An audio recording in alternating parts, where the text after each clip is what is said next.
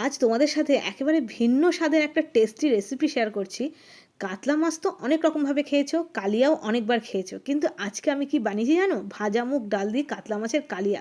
একবার যদি না খাও না একেবারে মিস করবে, এতটা টেস্টি হয় খেতে। আমি এখানে 4 পিস কাতলা মাছ নিয়ে নিয়েছি, ধুয়ে পরিষ্কার করে নিয়েছি। এবার নুন মাখিয়ে নিচ্ছি, হলুদ দিয়ে দিয়েছি আর দিয়ে দিলাম একটু লঙ্কার গুঁড়ো।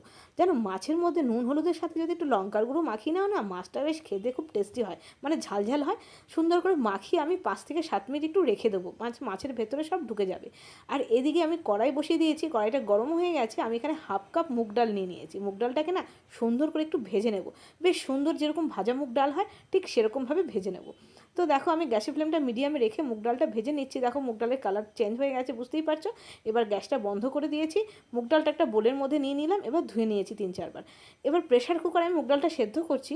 দিয়ে দিলাম প্রথমেই গোটা গরম মশলা, একটু নুন, একটু হলুদ আর গরম মশলা দিয়ে মুগ ডালটা সেদ্ধ করবে, খুব সুন্দর একটা গন্ধ আসবে। এবার 2টো সিটি দেওয়ার জন্য অপেক্ষা করছি। আর এদিকে মুগ ডালটা সেদ্ধ হতে হতে আমি কড়াইতে দিয়ে দিয়েছি সর্ষের তেল। আমি মাছগুলোকে ভেজে নিচ্ছি।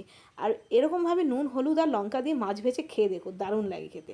তো দেখো মাছটাকে আমি উল্টে পাল্টে সুন্দর করে একটু কড়া করে ভেজে নিয়েছি। আর এবার আমি মাছগুলোকে তুলে নেবো একটা বোলের মধ্যে। আর এই রান্নাটার মধ্যে খুব একটা তেল মশলাও লাগে না, খেতেও ভীষণ টেস্টি হয়। আর একসাথে ডাল আর মাছের টেস্ট পাওয়া যায়, ভীষণ ভালো লাগে খেতে। আমি এর আগে একবার বানিয়েছিলাম, ভাবলাম তোমাদের সাথেও শেয়ার করি। আর এদিকে দেখো আমার কিন্তু ডালটা সুন্দরভাবে সেদ্ধ হয়ে গেছে। আর ডালটা কিন্তু এরকমই সুন্দরভাবে সেদ্ধ হবে। এদিকে দেখো এই কড়াইতে যতটা তেল আছে ওর মধ্যে আর তেল বাড়াইনি, দিয়ে দিলাম ঘি। এখন দেবো ফোড়ন। ফোড়নের মধ্যে দিলাম আমি শুকনো লঙ্কা, তেজপাতা আর গোটা জিরে। সুন্দর একটা ফোড়নের গন্ধ আসতে শুরু করে দিয়েছে অলরেডি। তখন আমি দিয়ে দিয়েছি ছোট একটা পেঁয়াজ কেটে দিলাম। পেঁয়াজটাকে আমি সাধারণভাবেই কেটেছি, দেখছো। ছোট একটা পেঁয়াজ কেটে দিয়ে একটু ভালো করে ভেজে নিচ্ছি পেঁয়াজটাকে। তারপরে আমি দিয়ে দিলাম 1 চামচ মতন আদা রসুন থেতো করে নিয়েছিলাম, হামামদিস্তাতে দিয়ে দিলাম। আদা রসুনটা আমি 2 থেকে 3 মিনিট একটু ভাজা করে নিলাম, মানে গন্ধটা বেরিয়ে গেল, কাঁচা গন্ধটা। তারপরে আমি দিয়ে দিচ্ছি শুকনো মশলা। মশলার মধ্যে দিচ্ছি হলুদ, লঙ্কার গুঁড়ো, 1 চামচ জিরের গুঁড়ো, 1 চামচ ধনের গুঁড়ো। আমি এখানে কিন্তু নুন দিলাম না, কারণ আমি ডালের মধ্যে না নুন দিয়ে সেদ্ধ করেছি, তোমরা দেখলে। আর মাছটাও নুন দিয়ে ভাজা ছিল, সেই জন্য আর নুন দিইনি। দেখো সুন্দরভাবে তেল ছেড়ে এসছে পুরো মশলাটায়, তখন আমি সেদ্ধ করার ডালটা দিয়ে দিলাম। আর কুকারটা ধুয়ে একটু জল দিয়ে দিলাম। এবার ডালটা ফোটার জন্য একটু অপেক্ষা করছি। আর গ্যাসের ফ্লেমটা এখন বাড়িয়ে দিয়েছি। ভালো করে সব কিছু দিয়ে নাড়িয়ে দিলাম। নাড়িয়ে দিয়ে ডালটা একটু ফুটে আসছে, দেখো ডালটা ফুটে এসছে। তখন আমি দিয়ে দেবো মাছগুলো। তাহলে কি ডাল আর মাছ একসাথে ফুটবে। কটা চেরা কাঁচা লঙ্কা দিয়ে দিলাম, কারণ কাঁচা লঙ্কার ফ্লেভারটা খুব ভালো লাগে ডালের মধ্যে।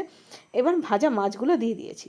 ভাজা মাছগুলো দিয়ে উল্টে পাল্টে দেবো একটু। তারপরে না আমি একটু ঢেকে দেবো 2 থেকে 3 মিনিটের জন্য। মাছগুলো নরম হয়ে যাবে, ডালটাও সুন্দরভাবে ফুটে যাবে। তো দেখো ফাইনালি ডালটা কিন্তু সুন্দরভাবে ফুটে গেছে। মাছগুলোকে উল্টে পাল্টে দিয়েছিলাম, আর ডালটা কিন্তু বেশ ঘন ঘন হয়েছে। এবার আমি গ্যাসটা বন্ধ করে দিয়েছি, ওপর থেকে একটু গরম মশলা দিয়ে দিলাম, না দিলেও হতো। আর ঘি তো আমি দিয়ে রান্নাই করেছিলাম, তোমরা যদি চাও একটু ঘি দিতে পারো।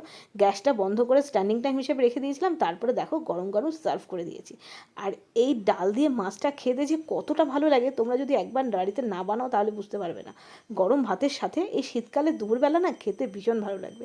এটা হচ্ছে ভাজা মুগ ডাল দিয়ে কাতলা মাছের কালিয়া, ভীষণ টেস্টি একটা রেসিপি।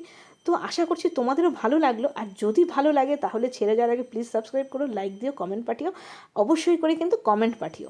আর এই নতুন রেসিপিটা তোমরা বাড়িতে রান্না করলে কি না এই শীতের বাজারে, সেটাও কিন্তু তোমরা জানিও, কারণ শীতের দুপুরে এটা খেতে কিন্তু ভীষণ ভালো লাগবে।